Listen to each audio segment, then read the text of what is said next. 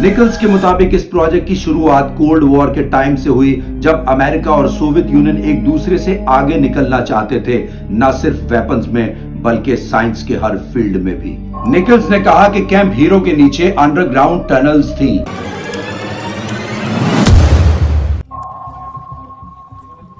Hello viewers, एक सवाल है कि अगर आपको पता चले कि अमेरिका की सीक्रेट एजेंसीज ने टाइम ट्रेवल के राज को 70 साल पहले ही खोल दिया था, तो आपको कैसा लगेगा? क्या ये मुमकिन है कि हम ऐसी दुनिया में जी रहे हैं जहां टाइम के साथ ऑलरेडी छेड़छाड़ हो चुकी है? और अगर ये सच है तो हमसे इतनी बड़ी बात छुपाई क्यों गई? एक पुरानी एयरफोर्स बेस, एक चेयर जो दिमाग को कंट्रोल करती है और टाइम टनल्स जो पास्ट और फ्यूचर में ले जाते हैं। ये कोई साइंस फिक्शन मूवी नहीं बल्कि मॉन्टॉक प्रोजेक्ट की कहानी है। ये प्रोजेक्ट इतना मिस्टीरियस है कि इसके बारे में बोलने वाले लोग मिस्टीरियस तौर पर मर जाते थे या चुप हो जाते हैं। क्या ये सब झूठ है या फिर दुनिया का सबसे बड़ा कॉन्स्पिरेसी वाला सच? आज हम इस राज का पर्दा हटाएंगे और भाई ये वीडियो एंड तक देखना, क्योंकि जो प्रूफ्स हम आपको दिखाने जा रहे हैं वो आपके होश उड़ा देंगे।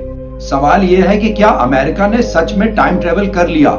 क्या हम सबके साथ एक बहुत बड़ी साजिश हो रही है? और अगर ये सच है तो साइंस, रिलीजन और हिस्ट्री का इससे क्या कनेक्शन है? आज हम हर एंगल से इसकी गहराई तक जाएंगे, लेकिन पहले एक वार्निंग, ये कहानी आपकी रात की नींदें छीन सकती है। भाई, मॉन्टॉक प्रोजेक्ट की कहानी शुरू होती है कैंप हीरो से, जो न्यूयॉर्क के मॉन्टेक में एक पुरानी एयरफोर्स बेस है। ये जगह ऑफिशियली 1981 में बंद हो गई, लेकिन कहते हैं कि यहाँ 1970s और 80s में सीक्रेट एक्सपेरिमेंट्स चल रहे थे। इस प्रोजेक्ट का रूट फिलाडेल्फिया एक्सपेरिमेंट से जुड़ा है। 1943 में एक ऐसा वाकया जहां यूएसएस एल्ड्रिज नाम का नेवी शिप गायब हो गया और दोबारा वापस आया, शायद टाइम में ट्रेवल करके। यह सुनने में फिल्मी लगता है, लेकिन इसके आए विटनेसेस ने क्लेम किया कि यह सच था। न्यूज वीक ने सन 2019 में इस इंसिडेंट पे एक आर्टिकल लिखा था, जिसमें उन्होंने बताया कि नेवी के रिकॉर्ड्स में कोई सॉलिड प्रूफ नहीं, लेकिन विटनेसेस के स्टेटमेंट्स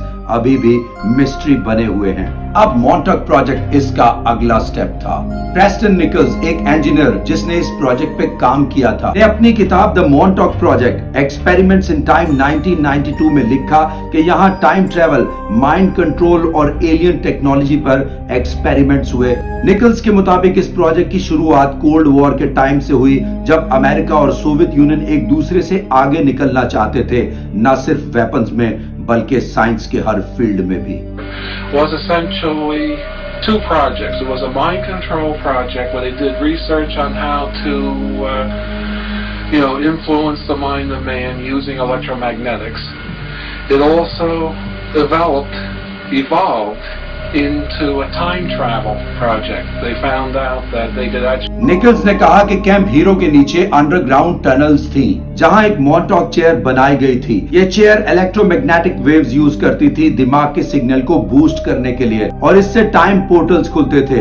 अब ये सुनकर आप सोच रहे होंगे, भाई क्या ये कोई साई-फाई यानी साइंस फिक्शन नॉवेल है? लेकिन एक मिनट, निकल्स अकेला नहीं था। एल बेलियक, एक दूसरा इनसाइडर, ने भी यही क्लेम किया। उसने कहा कि वो खुद सन 1983 में टाइम ट्रेवल करके वापस आया था। ये बात एक्स यानी ट्विटर पर भी बयान की गई है, जहां उसने मॉन्टॉक को यूएस गवर्नमेंट का डार्केस्ट सीक्रेट कहा था। अब सवाल यह है कि इसके क्या प्रूफ्स हैं? चलो एक एक करके देखते हैं। सबसे पहले निकल्स और बीएलएक का इंटरव्यू। ये दोनों 1990s में रेडियो शोज जैसे कोस्ट टू कोस्ट एएम पे आए और डिटेल्ड कहानियां सुनाई। निकल्स ने कहा कि उसके पास टेक्निकल ड्राइंग्स हैं जो मॉन्टॉक चेयर की डिजाइन को प्रूव करती हैं, लेकिन ये ड्राइंग्स कभी पब्लिक नहीं की गई। लेकिन एक बात इंटरेस्टिंग है, लॉन्ग आइलैंड न्यूज डे ने 1998 में एक आर्टिकल छापा था जिसमें कैंप हीरो के अंडरग्राउंड टनल्स का जिक्र था। ये टनल्स ऑफिशियली रडार सिस्टम्स के लिए थी, लेकिन लोकल्स ने कहा कि वहां अजीब एक्टिविटीज होती थी, लाइट्स जलती थी जब बेस बंद थी। दूसरा प्रूफ, स्टीवर्ट स्वर्डलो, एक साइकिक जो मॉन्टॉक में काम करने का दावा करता है। उसने कहा कि उस पे माइंड कंट्रोल एक्सपेरिमेंट्स हुए और वो टाइम ट्रेवल के विटनेसेस में एक था। स्वॉर्डलो ने अपनी किताब मॉन्टक द एलियन कनेक्शन में ये सब डिटेल से लिखा।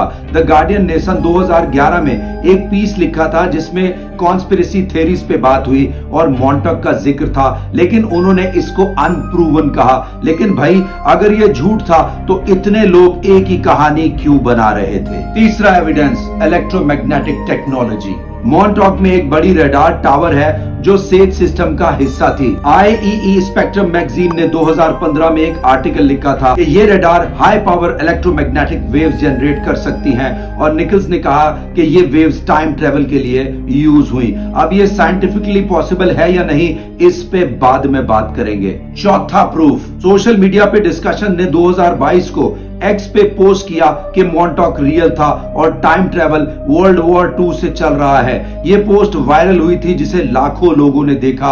ये कंक्रीट एविडेंस नहीं, लेकिन ये दिखाता है कि लोग इस पे बिलीव करते हैं। अब एक बड़ी बात, क्या सच में टाइम ट्रेवल हो सकता है? एल्बर्ट आइंस्टाइन की थ्योरी ऑफ रिलेटिविटी इसका जवाब देती है। आइंस्टाइन ने 1905 में स्पेशल रिलेटिविटी और 1950 में जनरल रिलेटिविटी दी। स्पेशल रिलेटिविटी के मुताबिक अगर आप लाइट की स्पीड के करीब ट्रेवल करते हैं तो टाइम आपके लिए स्लो हो जाता है। यह टाइम डायलेशन कहलाता है। नासा ने 1971 में यह प्रूव किया जब उन्होंने एटॉमिक क्लॉक्स को जेट प्लेन्स में टेस्ट किया तो टाइम थोड़ा सा पीछे रह गया। जनरल रिलेटिविटी में आइंस्टाइन ने कहा कि ग्रेविटी स्पेस टाइम को बेंड करती है।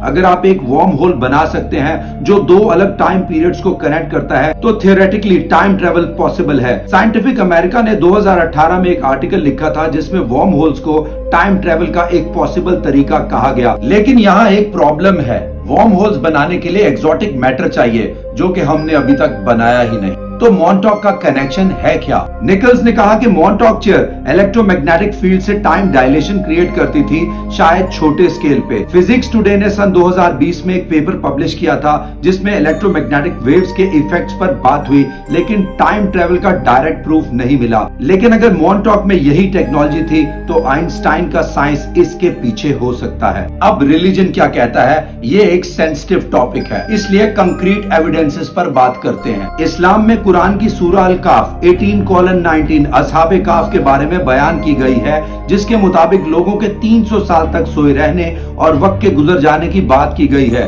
स्कॉलर जैसे इब्ने कसीर ने इसको टाइम का एक इलाही करिश्मा कहा, लेकिन ह्यूमन कंट्रोल टाइम ट्रेवल पे कुरान में कोई जिक्र हमें नहीं मिला।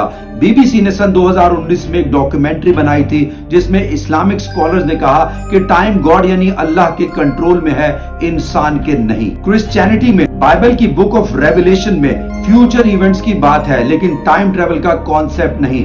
पेथॉस ने 2021 में एक आर्टिकल लिखा था जिसमें क्रिश्चियन थियोलॉजियंस ने कहा कि टाइम गॉड का डोमेन है, हम इसको मैनिपुलेट नहीं कर सकते। लेकिन मॉन्टॉक के बिलीवर्स कहते हैं कि ये एक्सपेरिमेंट शायद डिवाइन लॉज के खिलाफ थे। हिंदुइज्म में महाभारत में राजा ककुतमी की कहानी है जो ब्रह्मा से मिलने गए और वापस आने पे सेंचुरीज गुजर चुकी थी।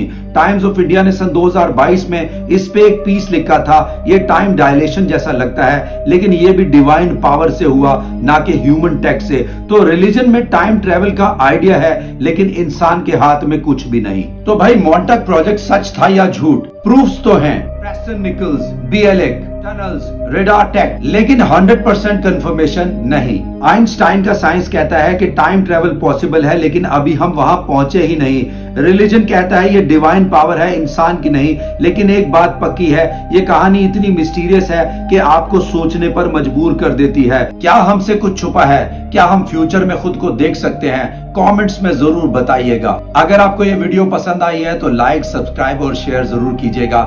नेक्स्ट टाइम मिलते हैं एक नई स्टोरी के साथ। Until then, take care of yourself. Thanks for watching. God bless you. Take care. Bye.